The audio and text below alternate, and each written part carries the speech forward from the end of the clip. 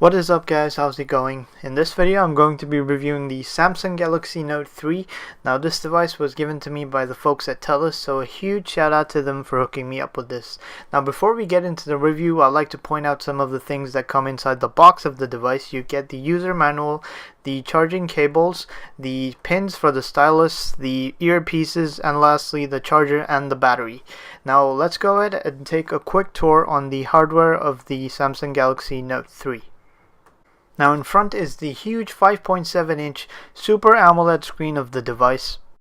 Up top you'd find the 3.5mm headphone jack along with a microphone and the IR blaster. On the very right there is absolutely nothing but the power button. On the left are the volume buttons. On the bottom you'd find the speakers on the device along with the micro USB port that supports USB 3.0. And on the bottom is also where you'd find the S Pen on the Note 3. Now I found the Note 3's S Pen to be lighter than previous S Pens. In the top front is where you'd find the 2-megapixel front-facing camera along with the earpiece and the proximity sensors. Now on the back is where you'd find the 13-megapixel camera along with the LED flash, and I must admit the back actually looks really nice. It's made out of really nice plastic. It looks and feels like leather, although it's not leather, it's actually plastic. And also the other good part about the back is that it's removable, so that means you can swap the battery anytime you want to.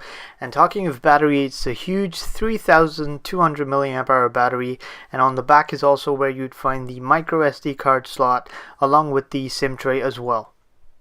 Now on the spec side of things, this phone is running a 2.3 GHz quad-core Qualcomm Snapdragon 800 processor. It has the Adreno 330 graphics card, and it is one of the very few phones on the market right now that have up to 3 gigs of RAM. It has 16, 32, and 64 GB storage variants, and on the software side of things, it's running Android 4.3 Jelly Bean on top of Samsung's TouchWiz UI. The screen on the Note 3 is a 1080p screen, and it has a pixel per inch density of 386, which is actually very good for a screen this large. It provides accurate colors and the viewing angles are good as well. I actually have a love or hate relationship with these TouchWiz UI on Samsung, but on the Note 3 it just felt a lot more fluid and smooth. This is probably one of the very few TouchWiz devices I've used that actually didn't lag. I also like the way the apps were categorized from Samsung apps to Google apps, which didn't make it too much cluttered. Now I'm not sure if I can call the Note 3 a feature phone, but I think it's safe to say that it's actually a feature-packed phone. It has tons and tons of Samsung features, which we're going to be taking a look at right now. The first feature is very popular. It's known as S-Voice. It's been around for a while, and it's also available here. It's the equivalent of Siri on the iPhone or Google Now. There's also this real new news feed, which is very similar to Blink feed on the HTC One. It's accessed by doing a simple gesture from the bottom to the top. It's where all your news is going to be. You can also customize this. You can add all your personal feeds, your social feeds, and your news feeds. You can select what you want to see. For example, if you want to see stuff from The Verge or from your Twitter and Facebook, all that can be chosen and accessed. The phone also has voice controls that allow you to answer calls, stop an alarm, take pictures, and control your music all by using your voice.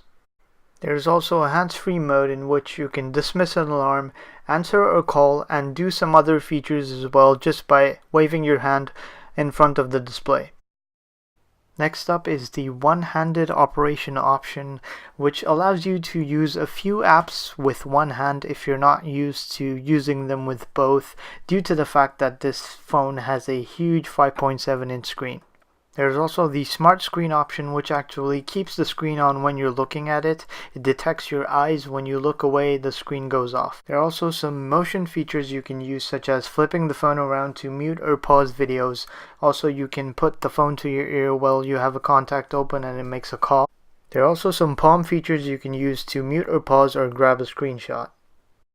There's some more air features as well, such as air command, which has a different set of features. There's also air gesture and air view. My personal favorite was air view, which allowed you to get a highlight on what you're looking into on Flipboard and in the gallery. You don't necessarily need to put your finger down, and it's also a nice thing to play around with on the lock screen. I found this really neat feature called S Pen Keeper. Now what this does is that if you attach the S Pen and forgot it and left, it would actually give you a pop-up letting you know that you're leaving without your S Pen. Now the S Pen has a bunch of features as well. One of my personal favorites were the fact that you can scribble a note on wherever you are on the screen on the device. My second favorite feature was pop-up window, which allowed you to basically make a window anywhere on the screen regardless of where you are, and you can choose a certain app to use, and whatever you do, the app still remains there until you close it. You can minimize it or resize it.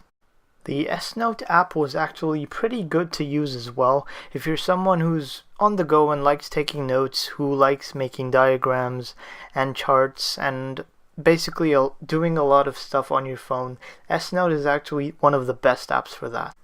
Now the camera on the phone is actually very good. There are tons and tons of scenes and frames you can choose from. Now the scenes you can choose from are auto, HDR, there's a sports mode, there's a night mode, tons and tons of modes. There's also a dual shooting mode in which the cameras, both the front and the rear camera, are used at the same time, and there's also 4K video recording. I believe this is one of the first few devices that support 4K video recording, as well as 1080p, 720p and lower resolutions.